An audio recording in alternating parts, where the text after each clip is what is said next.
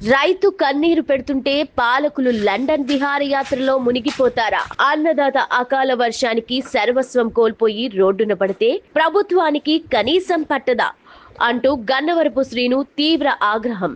అయ్యా అచ్చెన్నాయుడు గారు, లండన్ వీధుల్లో షికార్లు చేయడం కాదు, ఒక్కసారి పొలాల్లోకి వచ్చి చూడండి. అక్కడ నేల కురిగిన అరటి తోటలను చూస్తే మీ కడుపు రగులుతుంది. కష్టాల్లో ఉన్న రైతును పరామర్శించే తీరిక లేదు, కానీ విదేశీ పర్యటనలకు మాత్రం సమయం ఉందా? కూటమి ప్రభుత్వం అధికారంలోకి వచ్చిన నాటి నుంచి రైతుల కష్టాలు రెట్టింపయ్యాయి తప్ప ఏ ఒక్క రైతు ముఖంలోనూ నవ్వు కనిపించడం లేదు. వైసీపీ రాష్ట్ర వ్యవసాయ శాఖ అధ్యక్షులు జిన్నూరు బాబీతో కలిసి దెబ్బతిన్న పంట పొలాలను పరిశీలించిన శ్రీనివాస్ ప్రభుత్వం మొద్దు నిద్రను విడనాడాలని హెచ్చరించారు.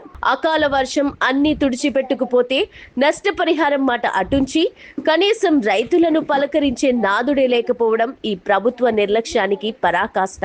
గుర్తించుకోండి, రైతన్న ఆగ్రహిస్తే మీ పీఠాలు కదలడం ఖాయం. ఇప్పటికైనా లండన్ కళ్ళలు మాని రైతుల కన్నీళ్లు తుడవండి.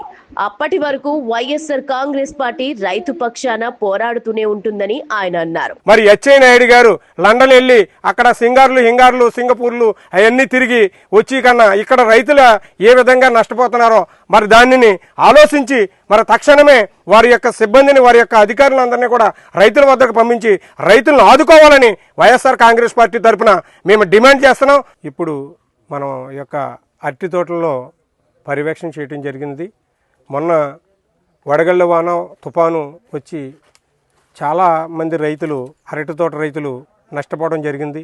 మరి అది ఒక 40-50% పండు దశ వచ్చేటప్పటికి మరి అది ఈ యొక్క అకాల వర్షాల వలన ఈ తుఫాన్ల వలన మరి అరటి చెట్లు ఎక్కడికక్కడ కూలిపోవడం జరిగింది. మరి మనం ఇక్కడికి వచ్చాం, ఈ ప్రాంతంలో చూసాం, ఈ విజువల్స్ చూసాం. మరి రైతు ఎంత చాలా ఆవేదన చెందారో, ఇటు రేవు రాంబాబు గారు అటు సత్యనారాయణ గారు చాలా ఆవేదన చెందుతున్నారు. గెల్ల పట్టుకుని కూడా రైతు చూపిస్తున్నాడు మేము ఇంత ఎలా నష్టపోయామని. మరి ఈవేళ ప్రభుత్వం నిద్రమత్తులో ఉన్నది, నిద్రావస్థలో ఉన్నది. మరి ఈ ప్రభుత్వ అధికారుల్ని మరి రైతుల వద్దకు పంపించి రైతు భరోసా కేంద్రం ద్వారాగా వారికి పంట నష్టం నమోదు చేయాలి. మరి వారి పడుతున్న ఇబ్బందుల గురించి ఆలోచించాలి.